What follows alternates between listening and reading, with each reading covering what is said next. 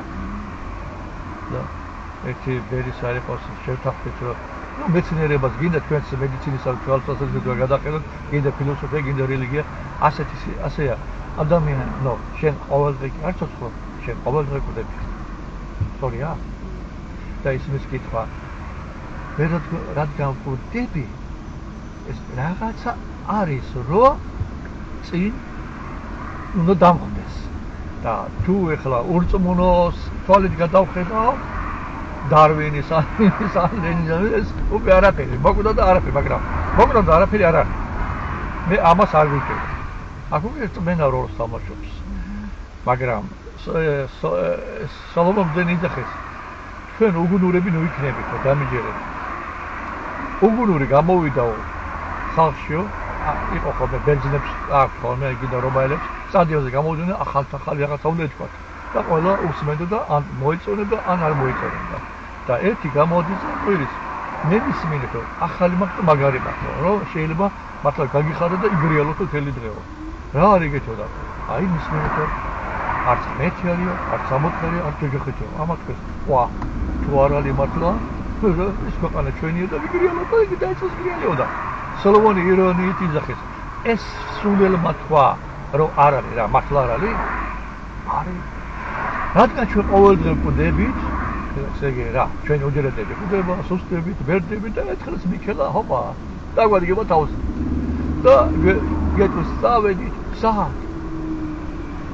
უკვე ანგელოს რო დაინახა, მიქელას რო დაინახა, უკვე მივხვდები რომ მეტიც არის, 60 წელი ჯოჯოხეთიც არის და ეხლა მე შეაცლევინე იმას რომ არა შენი ჭირიმე, შენ გენაცვალე, მე 60-ში წამიყვანე, ჯოჯოხეთში არ წამიყვანო. გაგაქანებს.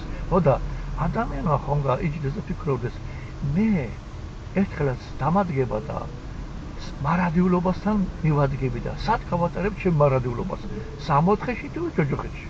იმიტომ რომ მართლაც ადამიანი უკვდავია, ადამიანი მარადიულია. ერთი განზომილებიდან მეორე განზომილებაში, ერთი სამყარო და მეორე სამყაროში გადადის. იმიტომ შიგა ჩვენშიც კიდევს რომ ჩვენ არ გვინდათ ეკვდილი. რადგან ვიძახით რომ არ გვინდა, ესე იგი მარადიულებია.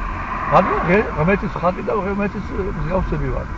ხო და ამიტომ გამოდის რომ ადამიანი ეხლა რო დაიჭირო აი ეს ბუდისტი მთელი მოკეცილია და ლოცულობ. უთხრა, იცი ისად გაატარებ მარადიულობას, ასე რომ ჯახირო და წვალობ. გეტყვის მე არ ვიცი. მეთმა იცისო. კი ბატონო. მე ავიღოთ ებრაელი. დღეში 7-ჯერ ლოცულობს. რო უთხრა მოსეს ხუთწიგნეული ზეპირა დააქვს და დაზეპირებული. მაგარი ვიღაცები არიან. აი მათი რაც არის აი წესი და რჯული ასრულებენ. და რო ვკითხო, ამდენი წოლების მერე, ამდენი ლოცვის მერე, მოხდები 60-ში, ეძახის მე არ ვიცი. ამერთმა იცის, მე არ ვიციო. მერე ავიღოთ მუსულმანი. მუსულმანი დღეში 5-ჯერ ლოცულობს. ხო და მადლობა მაინც მოიხადა შემამადაღო რო შეგიშვი. ხო და დღეში 5-ჯერ ლოცულობს. ხო და ასოქს არ აქვს ეს ხში. ეხო იმას ქენო, ესე იგი მადლობა რომ შემიშვიო. თითქოს ვალდებული ვიყავი. ხო და ამიტომ აი ყურანი დაზეპირებული აქვს. ის თვამეთი აი წმენის 5 ფუძე ეს მეკაობა, ზაქათიო და ის ყველაფერი ცდილობენ რომ შეასრულონ. და აი არც დაღლა იციან, არც სიცხვილი, არც ის აი მოუწევს დრო დაკრავს თუ არა, გინდა სამალიოტი იყოს, გინდა ავტობუსი იყოს, სადაც გინდა იყოს, ხალიჩას გააგორებს და ლოცულობს. მე ამის მერე რომ შეიკითხო, შედალოცულო, მოხდები 60-ში. არა, მე არ ვიცი ალლაჰმა იცის. ახლა მე თქვენში გეკითხოთ, როგორც ქრისტიანს, ხო ხარ? 60-ში მოხდები?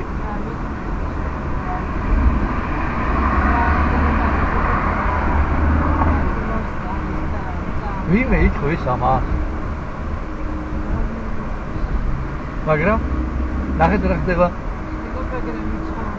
არა, ეს იცით როგორ გამოგვიდეს. სირაკელემა ხო იცით უდაბნოში როცა ტერზე ინახავს რა საკეთებს. ხო? ვაი, თავი დამალა და გონია რომ ყველა всё. დამაურია. ასე ხوار უნდა ვატყუებდით საკუთარ თავს, ხო? არ უნდა ვატყუებდით საკუთარ თავს. ხო და ამიტომ ჩვენ რომ